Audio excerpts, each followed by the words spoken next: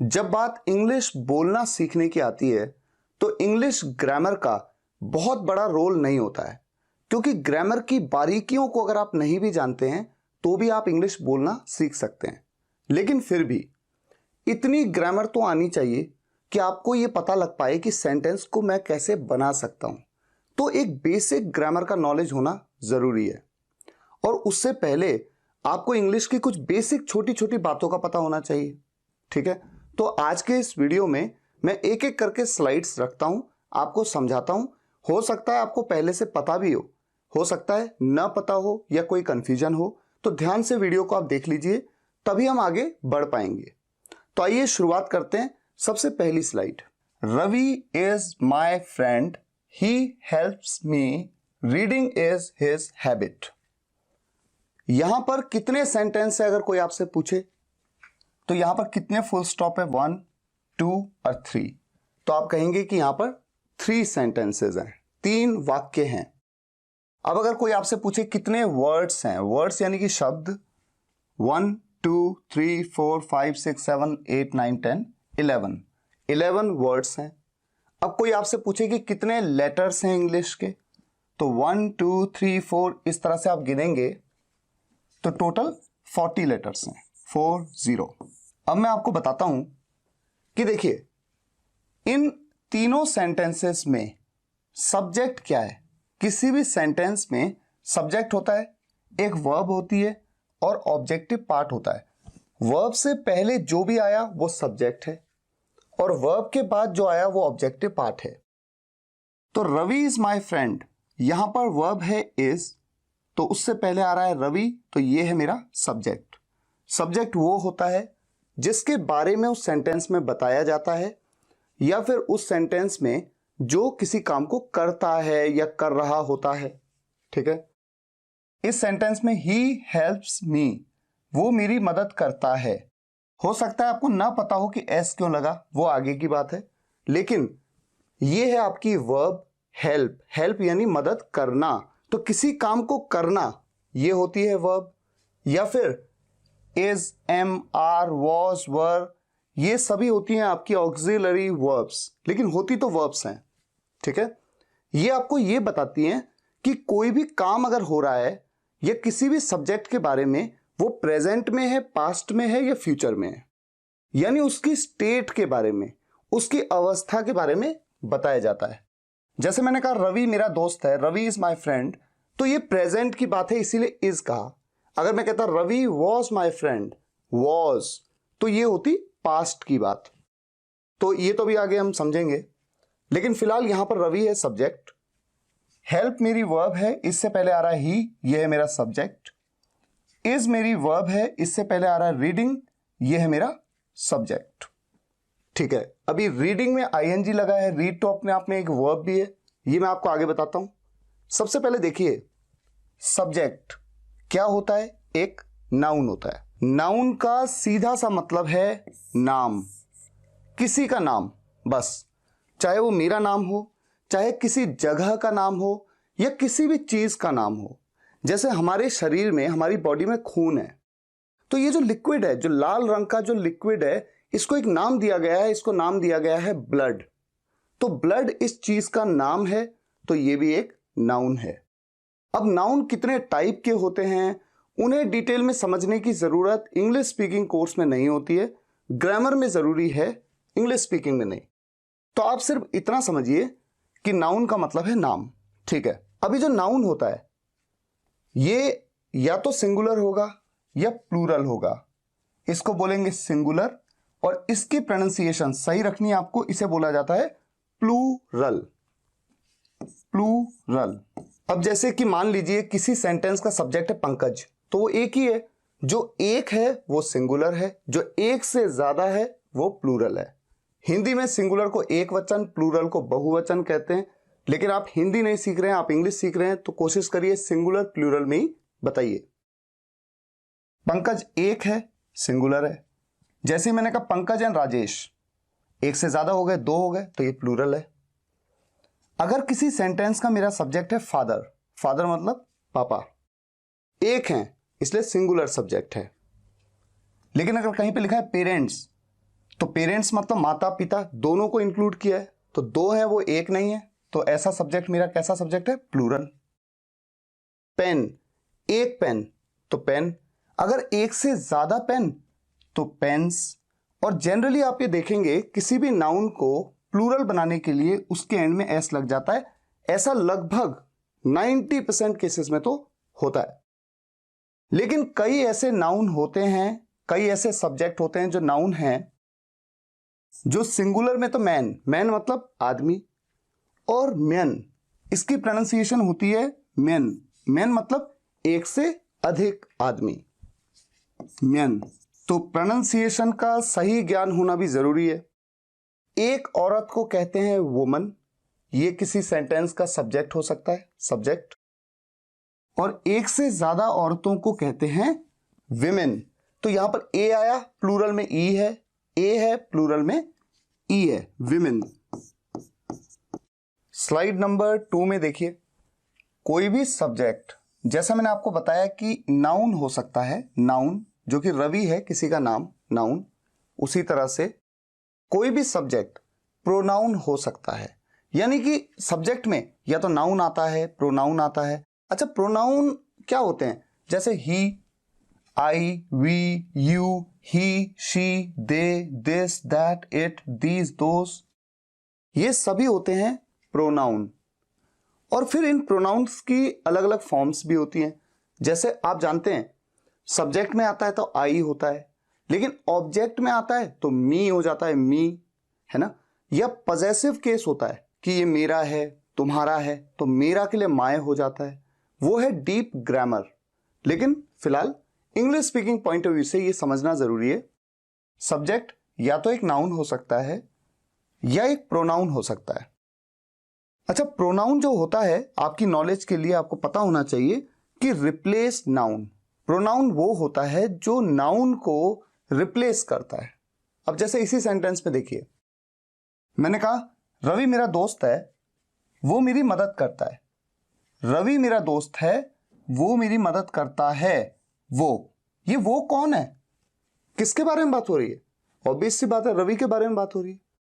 तो मैं चाहता तो यहां पर लिख सकता था रवि हेल्प्स मी, लेकिन बार बार रवि कहने की जरूरत ही नहीं है। हिंदी में भी तो हम ऐसा कहते हैं, रवि मेरा दोस्त है, वो मेरी हेल्प करता है, तो वो कह दिया। रवि की जगह वो, ये जो वर्ड आया जिसने रवि को रिप्लेस कर दिया, ये क्या है? प्रोनाउन। अब ये जो टेबल आपके सामने है ना, पर्सन, सिंगुलर, प्लूरल, पर्सन भी 3 होते हैं, first person, second person, third person.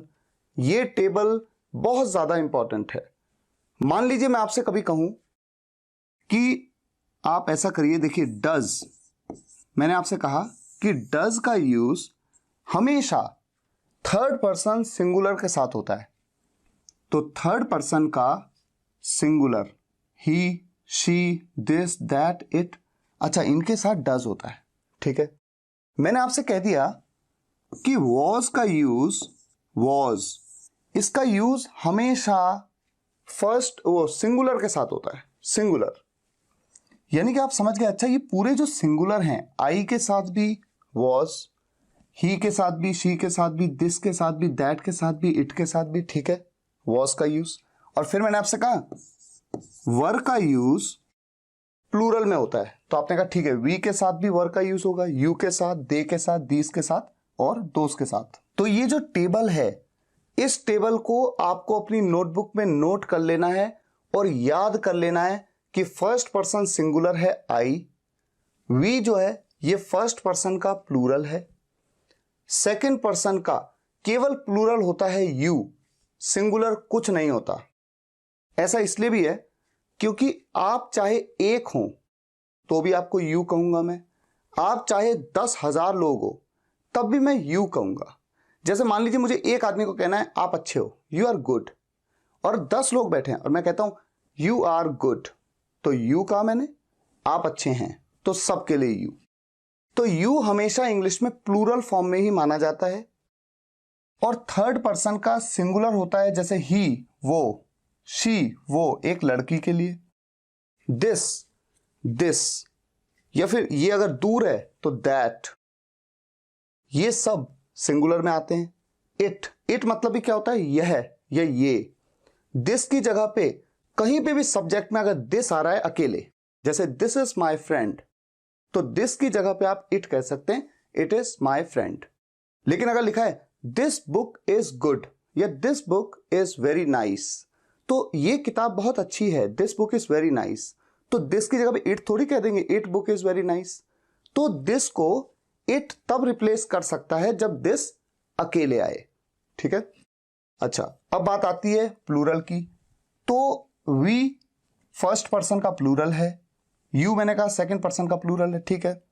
और थर्ड पर्सन प्लूरल क्या है, दे, वे, एक से ज्यादा लोग, चाहे वो लड़के हैं लड़कियां हैं, दे।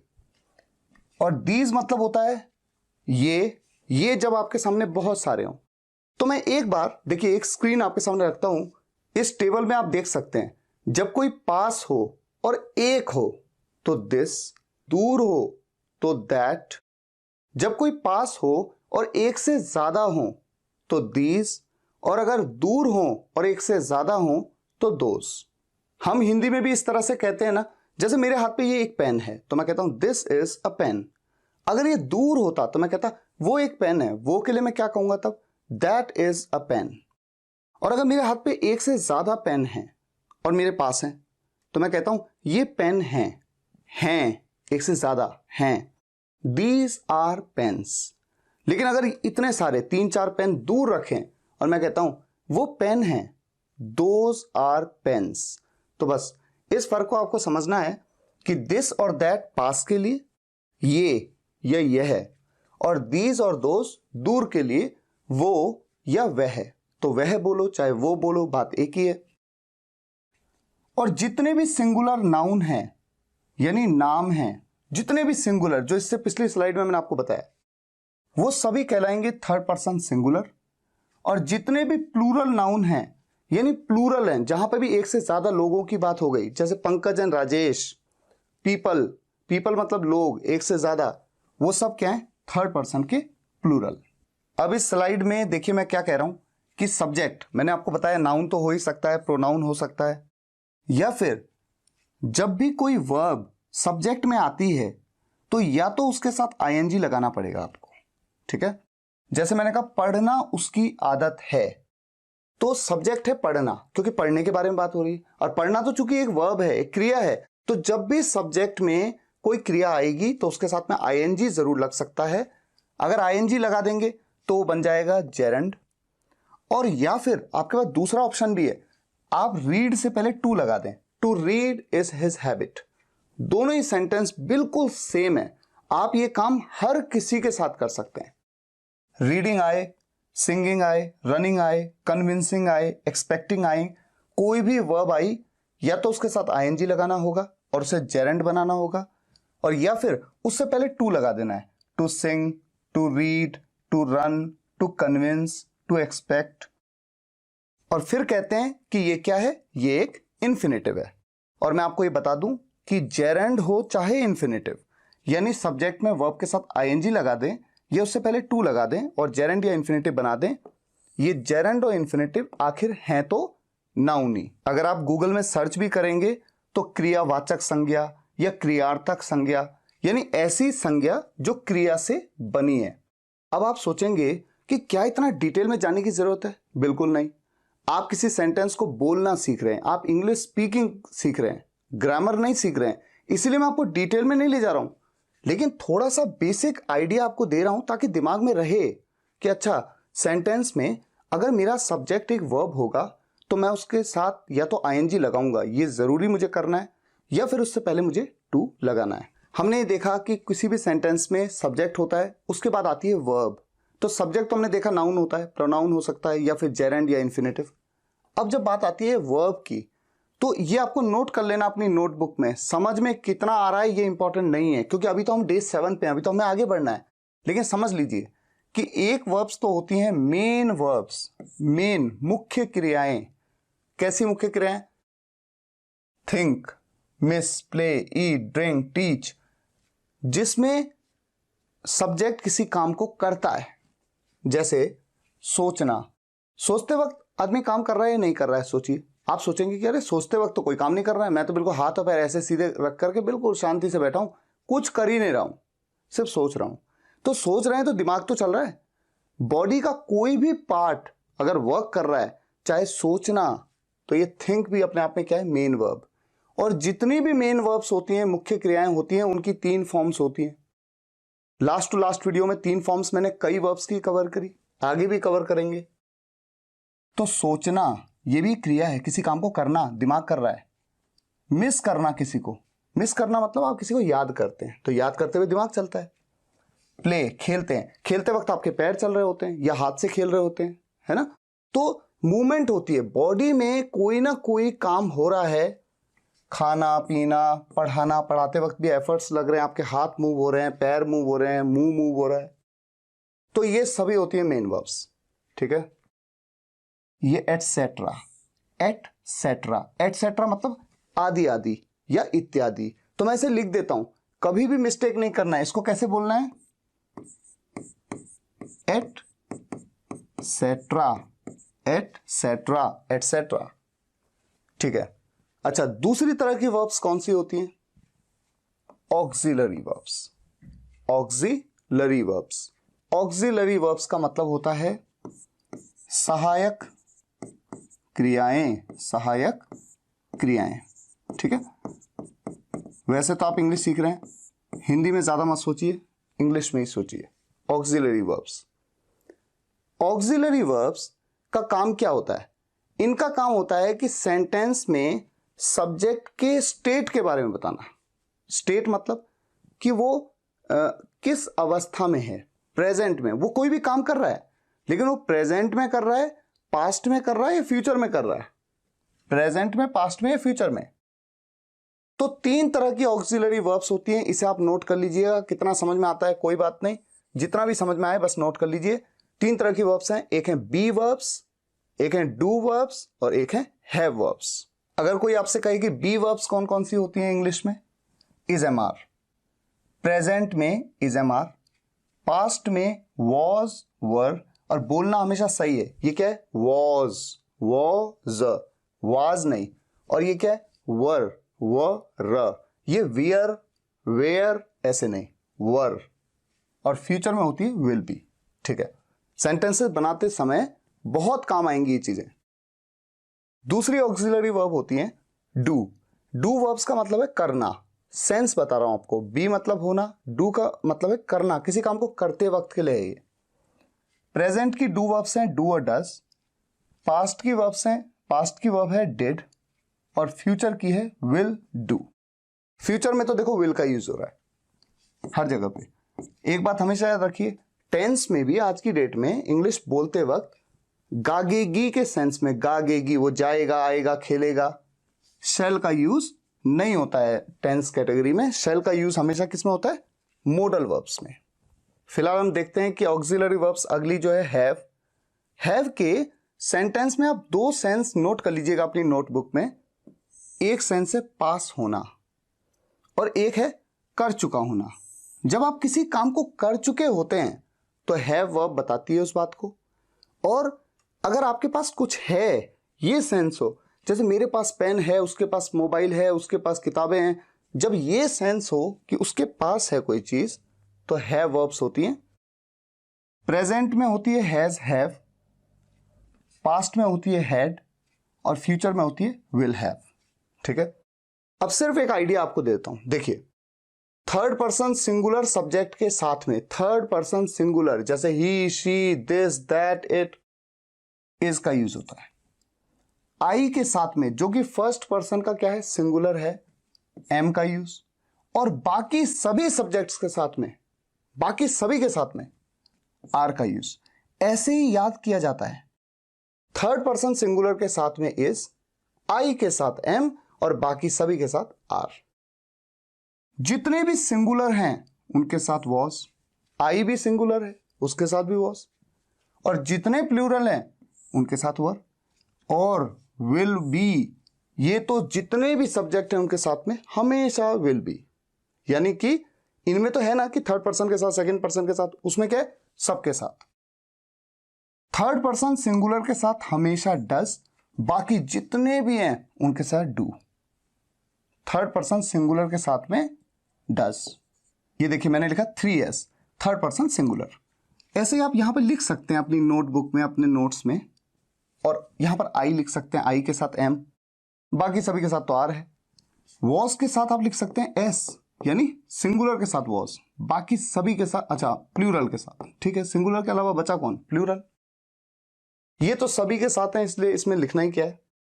अच्छा डिड, ये सभी के साथ, चाहे तो ऐसे लिख सकते हैं, ए लिख सकते हैं, ए का मतलब सभी के साथ, ऑल, ऑल, इसमें भी लिख सकते हैं ऑल, ये भी ऑल, ये भी ऑल।